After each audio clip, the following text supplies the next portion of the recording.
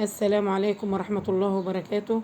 اللهم صل وسلم وبارك على سيدنا محمد وعلى أهله وصحبه أجمعين. حبيبي يا رسول الله، منورين ومشرفيني يا غوالي. كل سنة وانتم بألف خير، كل سنة وانتم من الله أقرب، كل سنة وانتم بألف صحة وعافية ورضا من الرحمن. النهاردة بإذن الله هعمل مع حضراتكم الرز بلبن بالطريقة المعتادة. طريقة جميلة جدا وسهلة وبسيطة. اتمنى ان انتوا تشوفوا الفيديو للاخر يا جماعة. اول حاجة معانا مج رز، ومعانا كمية من النشا، معانا كيلو ونص لبن بقري كامل الدسم مصفيينه وغليينه. اللهم صل وسلم وبارك عليك يا رسول الله. بنجيب الحلة بتاعتنا كده يا جماعة، هنقيد البوتاجاز. معانا الحلة فيها كمية بسيطة قيمة مجين ونص من المية. هنستنى لما المية تغلي معانا ونشوف هنعمل ايه. دي ابسط واسهل طريقة يا جماعة لعمل الرز بلبن.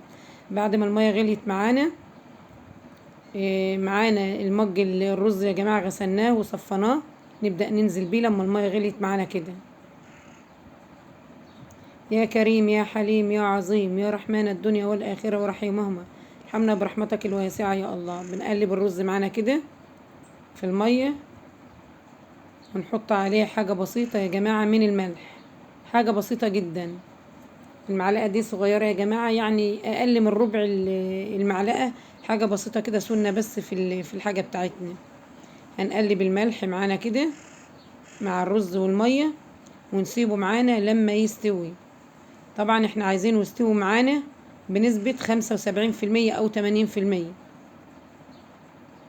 بدأ اهو يا جماعة ان هو يتشرب المية بتاعته، وصل معانا كده في السوا يا حبايبي لتلات ارباع سوا، يعني 75% او بنسبة 80%. ليه بنسيب الشوية اللي باقيين دول؟ عشان لسه هنحط اللبن، فهو بيكمل سواه مع اللبن. في المرحلة ديت بنبدأ ننزل باللبن بتاعنا اللي احنا مصفيينه وغاليينه. اللبن بتاعنا يا جماعة بنجيبه من مصدر موثوق منه. طبعا لازم يكون اللبن بتاعنا كده نضيف وآمن، وبعدين بنصفيه وهو بارد لسه، نتأكد من نظافته ونصفيه، وبعدين بنغليه غلي جيد.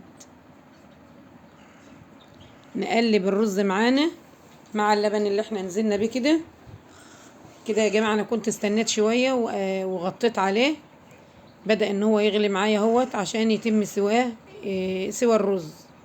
بوريكم اهو يا حبايبي، كان بدأ الرز كده يدخل في سوا معانا.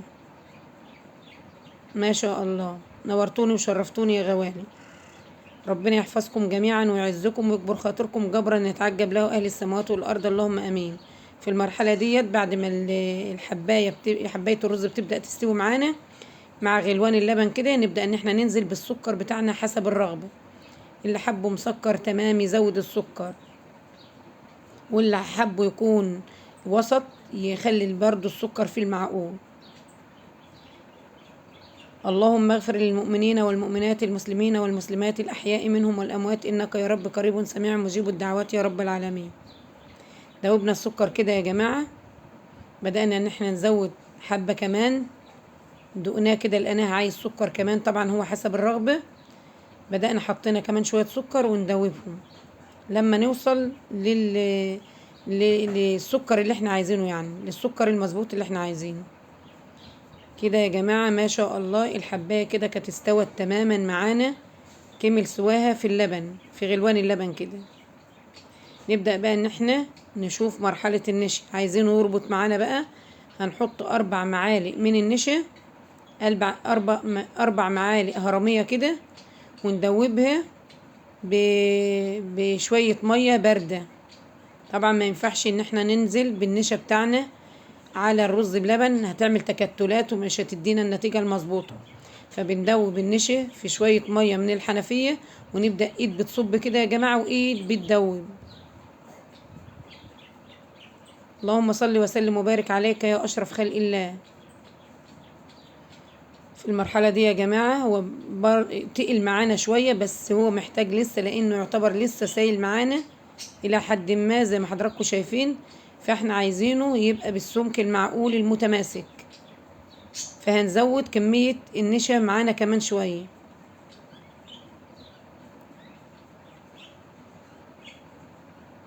هنجيب معلقتين 2 نشا كمان يا جماعة، وندوبهم في شوية مية باردين برضو. بوريكم السمك ان هو لسه عايز. دوبنا كمان معلقتين 2 نشا في شوية مية من الحنفية، وننزل بيهم برضو عشان يتماسك معانا اكتر. طبعا احنا بنعمل الخطوة دي تدريجي كده يا جماعة، عشان ما نحطش نشا كتير في البداية ويبقى متماسك وجامد معانا جدا. احنا عايزينه يكون طري كده، ويكون زي القشطة معانا كده، ما يبقاش متحجر معانا يعني وجامد. اللهم صل وسلم وبارك عليك يا حبيبي يا رسول الله، بنفسي وابي وامي يا حبيب الله.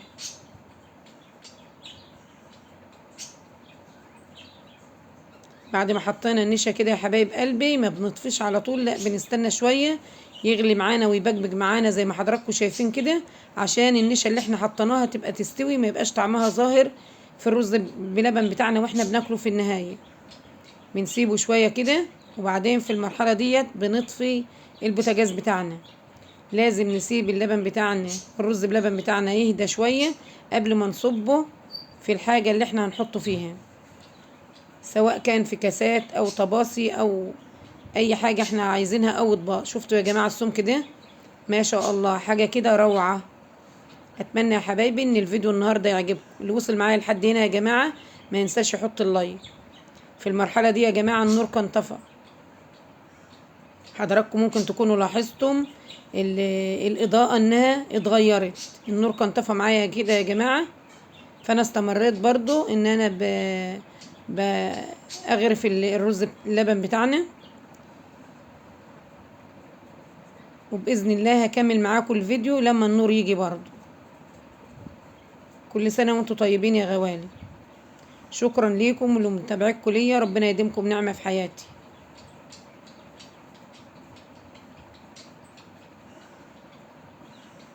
اللهم صل وسلم وبارك عليك يا أشرف خلق الله.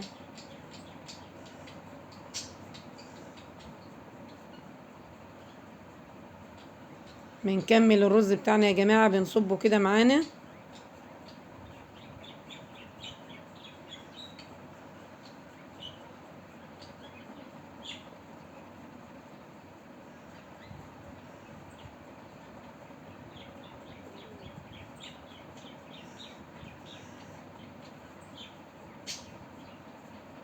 نورتوني وشرفتوني يا غوالي. ربنا يسعدكم ويحفظكم جميعا ويكبر بخاطركم، اللهم امين يا رب العالمين. ده الرز بلبن بتاعنا يا جماعه، كان النور جه حتى الاضاءه اختلفت، فقلت اصور معاكم. ده الشكل النهائي للرز بلبن بتاعنا يا جماعه. هنبدا ان احنا نحط عليه على الوش كده جوز الهند. ايه رايكم بقى يا جماعه في الرز بلبن بتاعنا الجميل ده؟ حاجه كده يا جماعه دايبه زي القشطه. اتمنى ان الفيديو يعجبكم يا جماعه. حطوا اللايك يا جماعه، ما تنسوش تحطوا اللايك. شكرا ليكم ولمتابعتكم. ده الشكل النهائي يا حبايب قلبي للرز بلبن بتاعنا. استودعكم الله الذي لا تضيع ودائعه، والسلام عليكم ورحمة الله وبركاته.